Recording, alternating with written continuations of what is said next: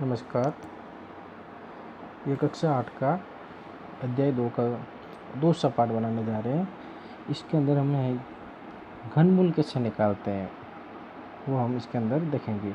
यदि आपको एग्ज़ाम के अंदर ये चीज़ आ जाए, जैसे अंडर रूट के अंदर कोई संख्या आ गई इसकी पावर 3, तो इसका मतलब है आपको घनमूल ज्ञात करना है। घनमूल मतलब 8 को ऐसी कौन सी 3 समान संख्याओं से गुणा करते हैं तो 8 आते हैं। तो जैसे हम 2 इंटू 2 इंटू 2 इनको 3 बार गुणा करते हैं तो 8 आते हैं। तो ऐसे होगा, इसका 8 का घनमूल होगा 2। जैसे हम वर्गमूल निकालते हैं, जैसे अंडर रूट का चिन्ह आ जाता है, आपको ऐसे पूछ ले इसका मान क्या होगा, तो हम कह देते हैं 4 का वर्गमूल। तो वैसे ही ऐसे ये घनमूल निकालते हैं। जैसे आपको 27 करने 3, तो इसका घनमूल हो जाएगा 3, क्योंकि हम 3 को 3 बार गुणा करेंगे तो ये 27 आएंगे। तो घनमूल कैसे निकालते हैं आपको पता है। तो घनमूल निकालने की यहाँ पर 2 विधियाँ हैं। पहली तो होगी अभाज्य गुणनखंड विधि।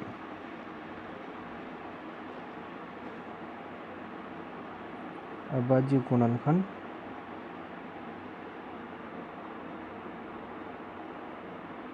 गुणनखंड विधि, और दूसरी होगी आकलन विधि।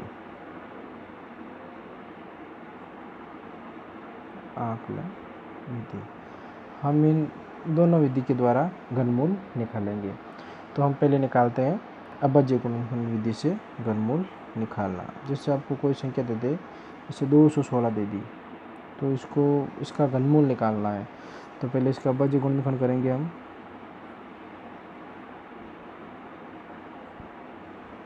216, पहले इसके अंदर 2 का भाग देंगे, कितने बार जाएगा 1 0 8, फिर 2 का भाग 5 4, फिर 2 का भाग 2 27 बार, फिर इसमें 3 का भाग 9 बार, फिर इसमें 3 का भाग 3 बार, फिर 3 का भाग 1 बार।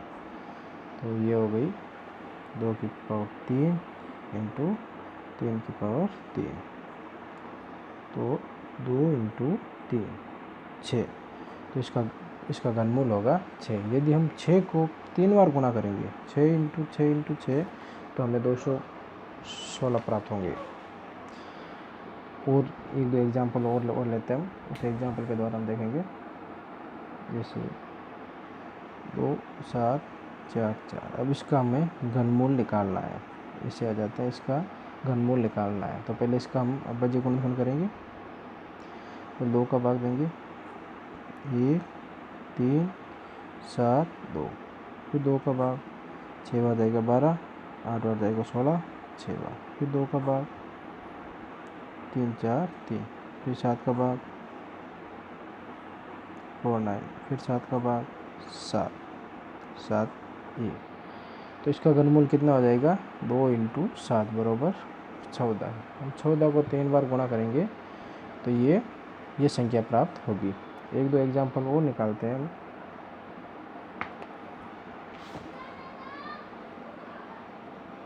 जैसे हमें एक संख्या दे दी है 9261। इसका हम अभाज्य गुणनखंड विधि द्वारा घनमूल निकालेंगे। पहला अभाज्य गुणनखंड करेंगे। अभाज्य गुणनखंड आपको पता आपका करना होगा। जैसे हमें जो भी संख्या दी हुई है, तो पहले हम छोटी से छोटी संख्या का भाग देंगे। आप जैसे बड़ी भी संख्या का भी देख सकते हैं, पर जैसे मतलब छोटी संख्या का भाग देंगे तो आसानी से होगा। तो पहले इसमें हम देखते हैं 2 का भाग इसके अंदर जाएगा नहीं, तो हम 3 का भाग देंगे। 6 और 1 7, 2 9, 9 और 9 18। जब इन सभी अंकों का योग 18 आ जाता है, तो 18 के अंदर 3 का भाग जाता है, तो इनके अंदर 3 का भाग जाएगा। 3 का भाग 3 बार 0, 8 3 24, 7 3 21, फिर 3 का भाग 1 0 2 फिर 3 का भाग 3 3 9, 4 3 12 3। अब इसके अंदर देखते हैं 3 3 6 3 9 1 10। 10 के अंदर 3 का भाग नहीं जाता है, तो इसके अंदर 3 का भाग भी नहीं जाएगा। फिर 4 का भाग नहीं जाता, क्योंकि यहाँ पर विषम संख्या 4 का भी नहीं जाएगा, 5 का भी नहीं जाएगा, और 6 का भी नहीं जाएगा, इसके अंदर जाएगा 7 का भाग, 7 चौक 28, 7 नम 63, फिर 7 का भाग, 7 बार 7 1। तो इसका घनमूल कितना आएगा, 3 × 7 बराबर 21। अब 21 को हम 3 बार गुणा करेंगे तो हमें इसका घनमूल प्राप्त हो जाएगा। ठीक है। अब दूसरी विधि है आकलन विधि। ये तीनों संख्याओं का हम आकलन विधि के द्वारा इनका घनमूल निकालेंगे। देखते हैं आकलन विधि कैसे निकालें।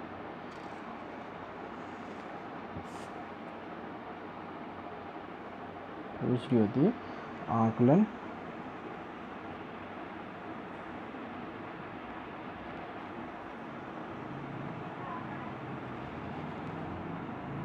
आकलन विधि। आकलन विधि के अंदर क्या होता है, जैसे मतलब जो भी संख्या दी होगी वो 1-2 स्टेप में हमको उसको करना पड़ता है। जैसे पहले पॉइंट आपको दे दे ये 2 6 1, इसका हम आकलन विधि के द्वारा इसका निकालेंगे। तो आकलन विधि के लिए आपको 1 से लेकर 10 तक जो भी संख्या है उनका जो घन होता है उनका इकाई अंक आपको याद होना चाहिए। हमने पढ़ा था 0 1 4 6 7 ये संख्या होगी, तो इनका जो घनमूल नंबर है वो सेम आएगा। 2 होगी तो उसका 8 होगी तो उसका इकाई अंक 2, 3 होगी तो उसका इकाई अंक 7 और 7 होगा तो इसका इकाई अंक 3। ये हमने पिछले वीडियो के अंदर देखा था।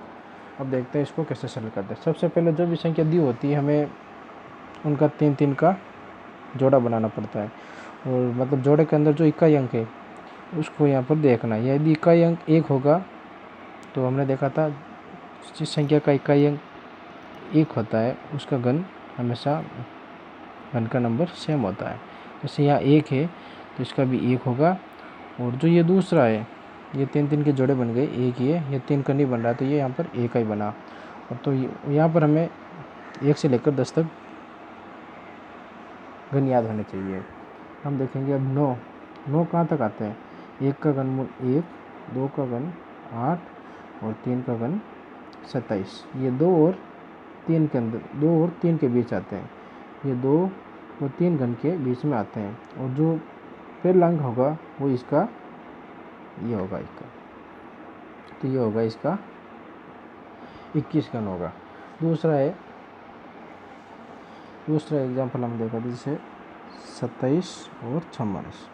इसका अब आकलन विधि से करेंगे तो पहले हम 3-3 के जोड़े बनाएंगे। ये 3 का जोड़ा बना लिया और ये 1 बच गया। यहाँ पर 4 है तो इसका इकाई अंक भी 4 होगा, क्योंकि 1 0 1 4 6 7 होगा तो यहाँ पर भी ये 4 होगा। और यहाँ पर देखते हैं 2 किसके बीच आते हैं, 1 का घनमूल 1 और 2 का घनमूल 8।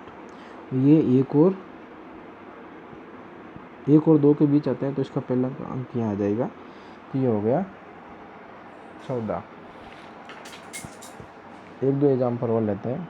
जैसे एक ले लिया आपको 156 25। तो पहले 3-3 के जोड़े बनाएंगे, ये बन गए और ये 2। इसका इकाई अंक कितना है 5, और ये किन के बीच आते हैं, ये 2 का घनमूल 8 और 3 का घनमूल 27। तो ये 2 और 3 के बीच आते हैं तो इसका जो भी पहला घनमूल होगा उनके बीच आएंगे, तो ये 25 आ गया। एक आप देगा 9 7। फिर 3-3 के जोड़े बनाए। अब देखना यहाँ 7 है तो यहाँ पर क्या है 7 होगा, तो यहाँ पर इसका इकाई अंक कितना होगा 3। ये आ गए 3। ये 2 किन के बीच आते हैं, 1 और 2 के घनमूल के बीच आते हैं, तो ये हो गया 1। ठीक है, ये हो गया आपकी आकलन विधि। आकलन विधि आपको समझ में आ गई होगी। अब हम इसके प्रश्न देखेंगे। कुछ प्रश्न है। ये पहला प्रश्न है कि प्रश्नावली 2.2 निम्न कथनों में सही और गलत को बताइए। देखेंगे, ये पहला सवाल देखते हैं। प्रत्येक सम संख्या का घन सम संख्या होता है, तो ये उत्तर होगा पहला क्या होगा सही। क्यों, हमने देखा था 1 का अंक 1 आएगा, 2 का 8 आता है, 3 का 7 आता है और 7 का 3, 4 का 4 आता है 8 का 2 आता है। तो प्रत्येक सम संख्या का घन हमेशा सम संख्या आता है। एक पूर्ण घन संख्या 2 शून्य पर समाप्त नहीं होती, तो ये गलत होगा। एक पूर्ण घन संख्या हमेशा 3 जीरो पर समाप्त होती है। अब जैसे देखना, ये 1000 है, तो 1000 को हम 10 × 10 × 10 गुणा करेंगे तो ये 1000 होगा। 20 का घन देखते हैं हम, 20 × 20 × 20 तो कितना, 4 2 8 8 1 2 3। तो हमेशा ये 3 जीरो पर समाप्त होगी। यदि आपको दे दे 100, तो 100 एक घन संख्या नहीं है, तो इसके अंदर 10 का भाग 10 बार, 10 का भाग 1 बार, तो ये 2 बार आती है, तो ये घन संख्या नहीं होगी। ऐसा कोई तीसरा है, तो दूसरा होगा गलत। तीसरा क्या है, ऐसा कोई पूर्ण घन नहीं है जो 8 पर समाप्त होता है, तो ये तीसरा भी गलत होगा। ये सॉरी ये सही है, मतलब इसने क्या लिखा, एक पूर्ण घन संख्या 2 शून्य पर समाप्त नहीं होती है। तो एक पूर्ण घन संख्या है, ये 2 शून्य पर समाप्त नहीं होती है, 3 संख्या पर समाप्त होती है, तो ये सही है। हाँ, ये मतलब सही है। ये 3 पूर्ण घन के लिए 3 जीरो चाहिए। तीसरा सवाल क्या है, ऐसा कोई पूर्ण घन नहीं है जो 8 पर समाप्त होता है, ये गलत है। क्योंकि हमने देखा था 2 का घन कितना होता है, 8 होता है। ऐसे ऐसे हम 12 का घनमूल निकालेंगे, तो 12 का घनमूल आ जाएगा ये 1728 समथिंग होगा। एक बार निकाल के देख लेते हैं, 144 × 12 1200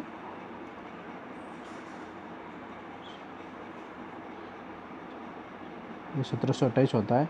ये भी 8 पर भी समाप्त होता है, तो ये तीसरा सवाल गलत है। यदि किसी संख्या का वर्ग 5 पर समाप्त होता है, तो उसका घन 25 पर समाप्त होता है, ये सही है। एक अंक वाली घन संख्या का घन 1 अंकीय होता है, ये गलत है। आपको 5वां देखना है। इसमें क्या है, 1 अंक वाली घन संख्या का घन 1 अंकीय होता है। एक का घन कितना है, 1। 2 का घन कितना है, 8। अब देखते हैं 3 का घन। 3 का घन कितना होता है, 27। ये एक संख्या है, ये यहाँ पर 2 अंक आ गए, तो ये गलत होगा। 2 अंकों वाली संख्या का घन 4 से 6 अंकों के बीच होता है, ये सही है। हमने ये निकाला था। इससे 12, ये 2 अंकों वाली संख्या है, तो इसका घन कितना होगा, 1728। ये 4 अक्षर के लेकर 6 अक्षर तक होता है। अब दूसरा सवाल है, आकलन विधि और अभाज्य गुणनखंड विधि द्वारा निम्नलिखित संख्याओं का घनमूल ज्ञात कीजिए। ठीक है, तो इसका हम घनमूल ज्ञात करेंगे। पहले कौन सी संख्या दी हुई है,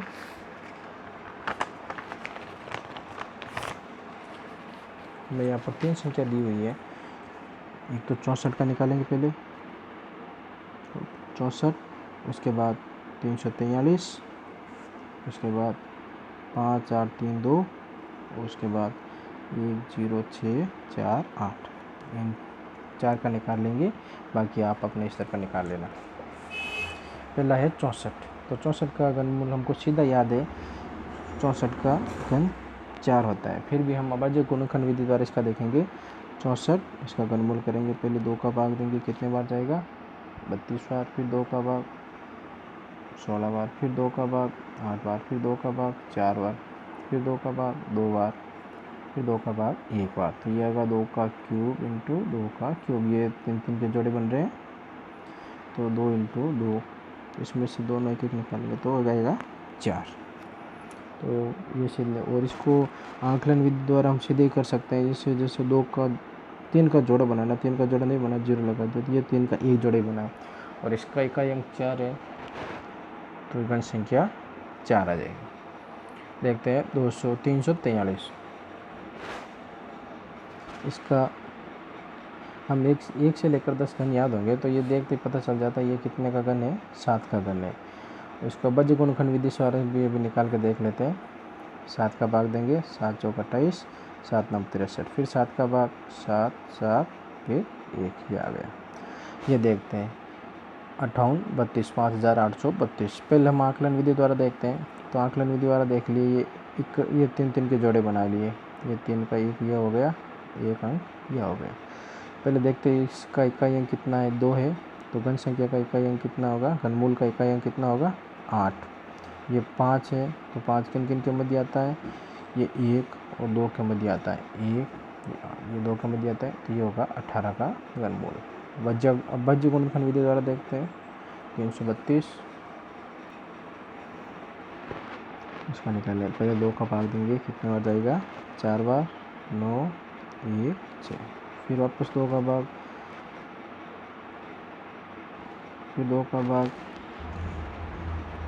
7 2 9, फिर इसमें 9 का भाग, 8 1, फिर इसमें 9 का भाग, 9 फिर 9 फिर 1, तो ये कितना आ जाएगा, 2 × 9 बराबर 18। तो 5832 का घन कितना है, 18। वापस ये देखते हैं, ये हमने 3 के जोड़े बना लिए, ये जोड़े बना लिए, इसका इकाई अंक कितना है, 8 है, तो घनमूल का इकाई अंक कितना होगा, 2। और ये किन किन के मध्य आता है, ये आता है, 2 का घनमूल कितना है, 8, 3 का 27, तो ये 2 और 3 के मध्य आता है, और जो पहले वाले का यहाँ पर लिख देते हैं, ये 22 का घनमूल इससे होता है। ऐसे करके आप इसके भी निकाल सकते हैं। जैसे ये कितना है, 91,125, तो पहले लिखेंगे ये 3 का जोड़ा बना लिया, इकाई अंक 5 है, तो इसका भी इकाई अंक 5 होगा। ये 91 किन किन के मध्य आता है, 4 का 64, 5 का 125, तो यहाँ पर लिख देंगे ये 4। जो पहले वाली संख्या है वही हमेशा आगे लिखी जाती है। तो 45 को हम 3 बार गुणा करेंगे, तो ये संख्या में प्राप्त होगी। तो इसी के साथ हमारा कक्षा 8 का अध्याय 2 घन और घनमूल का टॉपिक कंप्लीट हो जाता है। नेक्स्ट टॉपिक में हम नेक्स्ट वीडियो के अंदर हम तीसरा टॉपिक देखेंगे। तीसरा टॉपिक कौन सा है, घात और घाता।